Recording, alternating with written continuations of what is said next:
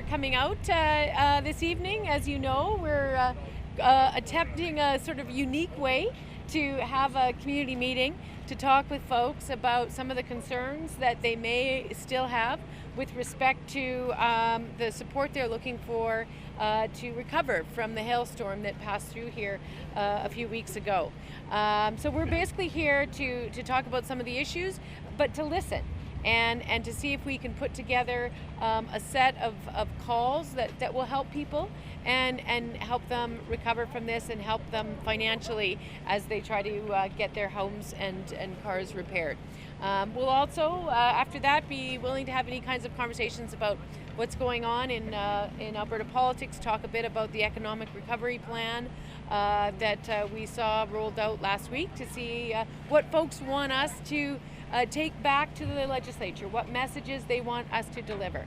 So that's what we're doing, and we'll see how it goes. As you can imagine, this is a unique way of trying to connect with people, and we're glad to be able to give it a shot. So happy to take your questions.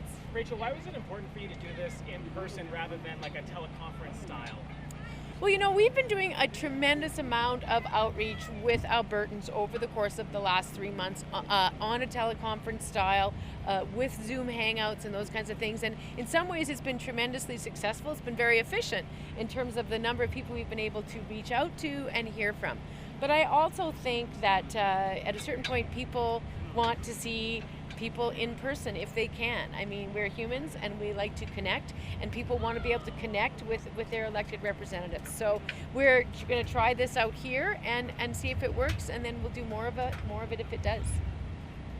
What are your thoughts on how resident concerns are being handled right now? Well, I think there's actually quite a big problem. I mean, here we have the Premier came out and announced that he would provide disaster hail relief. But the problem is that the DRP doesn't provide hail relief.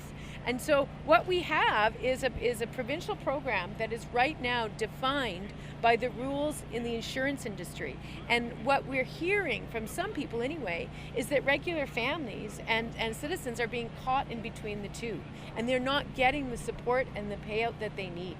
And so what we think should be happening is that we have a sort of a draft list of proposals that we'd want to make to the government, beginning that they need to work more closely with the insurance industry and identify where people are not getting the kind of coverage that they need, and either backfill it, or if the government doesn't want to backfill it, make the insurance companies provide fair compensation to people. And then they also can help with accelerating the claims, serving as advocates for folks. We know that many folks within this community, not many, but some, struggle with English as a second language. And so fighting your insurance claim with an adjuster who doesn't necessarily speak the same first language, it's hard. And so the government can help with that as well. We also want to see more transparency. We want to see the government reporting on the number of claims that have been accepted, the number of claims that have been rejected, the number of households that are suffering, that kind of thing. Because this is an unprecedented situation, and we need to be holding the government to account. How quickly people are getting their claims resolved, how long people are having to wait to get repairs made. Every time it rains, without somebody getting their siding repaired, their house gets more and more vulnerable.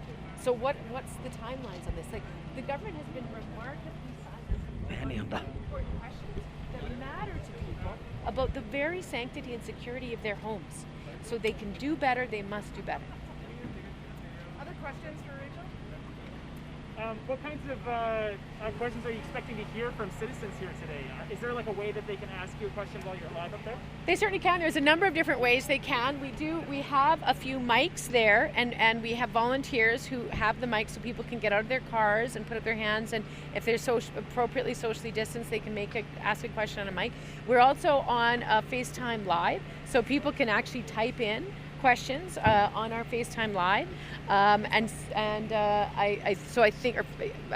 Facebook Live. Sorry, Facebook Live, not FaceTime Live. So, yeah, I'm a little old, Anyway, Facebook Live, so people can also engage that way if they don't want to get out of their cars and ask questions in person. So, and that's what most of tonight will be.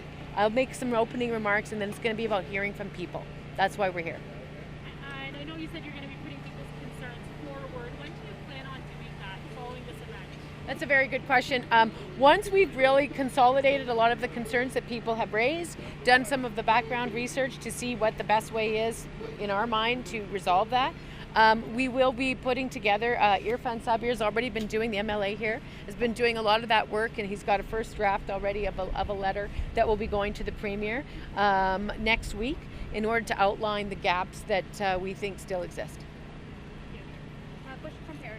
The position of Vice President, is that in relate to after the hail damage, or was it already pre-decided that you will be having the Vice President, Permeet Singh? First of all, congratulations on that. The Vice President, I'm not sure what... The interim Vice President, Permeet Singh, he's been appointed. So is Oh, that to yeah. help with the hailstorm damages because of this happening in Northeast? Because he's ran in Oh, I see. Is that correlated? Well, not directly. I mean, Parmeet has been an incredibly hardworking member of our party for a long time, a very strong volunteer, and he's been a very effective person in terms of bringing issues to the party executive for a very long time.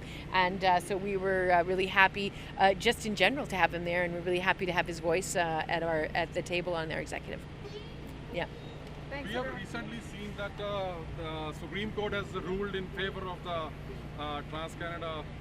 the pipeline. Yep. So what do you think? Is it end of the problems, or it's a long way to go?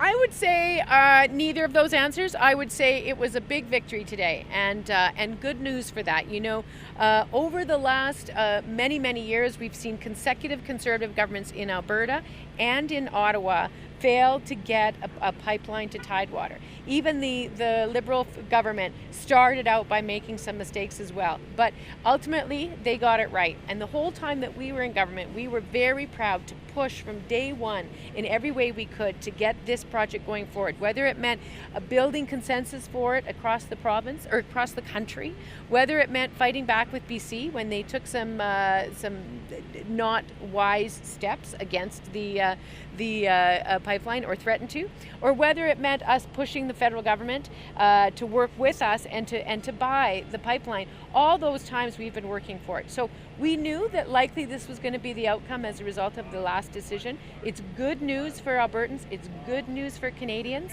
It's not built yet. There will undoubtedly still be some barriers, but we're a heck of a lot closer than we were before that decision today.